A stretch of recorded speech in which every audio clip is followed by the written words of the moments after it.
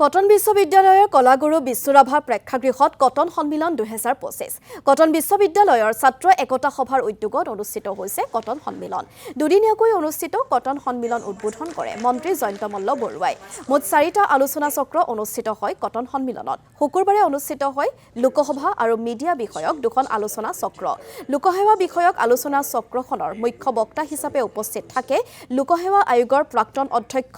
ভাৰতভূষণ দেৱচৌধুৰী লগতে উপস্থিত থাকে ৰবু বৰা আৰু আকাশ নীল শৰ্মা মিডিয়া বিষয়ক আলোচনা চক্ৰত মুখ্য আলোচক হিচাপে উপস্থিত থাকে প্ৰতিদিন টাইমৰ মুখ্য সম্পাদক নিতুমণি শইকীয়া আৰু আমাৰ অসম কাকতৰ কাৰ্যবাহী সম্পাদক গৌতম শৰ্মা বৰ্তমান সময়ত সংবাদ আৰু সাংবাদিকতাৰ ওপৰত অহা প্ৰত্যাহ্বান আৰু সাংবাদিকতাৰ ধৰ্ম আৰু কৰ্তব্য সন্দৰ্ভত বক্তব্য আগবঢ়ায় দুয়োগৰাকী বক্তাই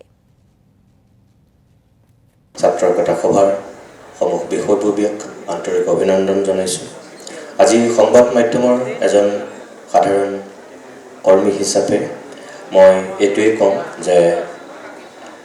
বিভিন্ন বিষয়ৰ লগত মিডিয়াকো অন্তৰ্ভুক্ত কৰি আজি যিটো সেশনৰ ইয়াত আয়োজন কৰা হৈছে নিশ্চয় এক লক্ষ্য আৰু উদ্দেশ্য আছে সংবাদ মাধ্যমৰ সমাজত যিটো গুৰুত্ব আৰু শেহতীয়াকৈ সংবাদ মাধ্যমৰ প্ৰতি নামি অহা যিটো প্ৰত্যাহ্বান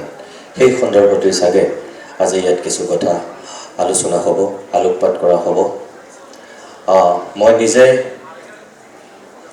এটা টেলিভিছন চেনেলৰ সম্পাদক হিচাপে নহয়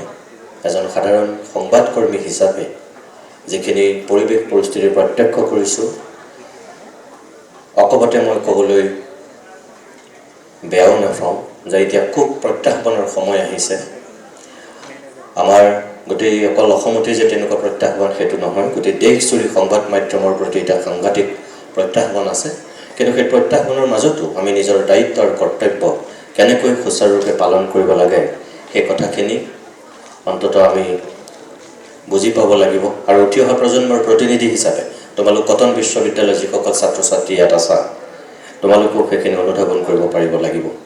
এই কাৰণে যে অসমৰ সমাজ জীৱনত কটন বিশ্ববিদ্যালয়ৰ যিটো আধিপত্য কি ৰাজনীতি কি সমাজ কি সাহিত্য কি সংস্কৃতি কি ক্ৰীড়া সকলোতে কটন বিশ্ববিদ্যালয়ৰ এটা সুকীয়া আধিপত্য আছে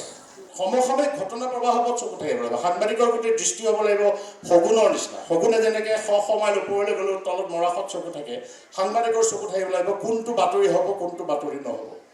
এই গোটেইখিনি কথা যদি আমি চাওঁ আৰু মই ভাবোঁ যে এজন সাংবাদিক যদি আপোচবিহীন হৈ থাকে এজন শিল্পী যদি আপোচবিহীন হৈ থাকে এজন সাহিত্যিক যদি আপোচবিহীন হৈ থাকে এই তিনিটা ক্ষেত্ৰৰ কথাই কৈছোঁ কাৰণ বহুত প্ৰখ্যাত মানুহে কৈছে যে তিনিটা শয়ে কিন্তু সমাজখন গঢ়িব পাৰে শিক্ষক আৰু শিক্ষাক বাদ দি তিনিটা শয়ে কিন্তু সমাজ গঢ়িব পাৰে আৰু ধ্বংস কৰিব পাৰে এয়া হৈছে সাহিত্য সংস্কৃতি সাংবাদিকতা মই আগতেই কৈছোঁ এই শতিকাটো সাংবাদিকতা আৰু কমাৰ্চৰ যুগ বাণিজ্যৰ যুগ গতিকে সাংবাদিক হ'বলৈ যিসকল ওলাই আহিছে তেওঁলোকে খুব অধ্যয়নশীল হওক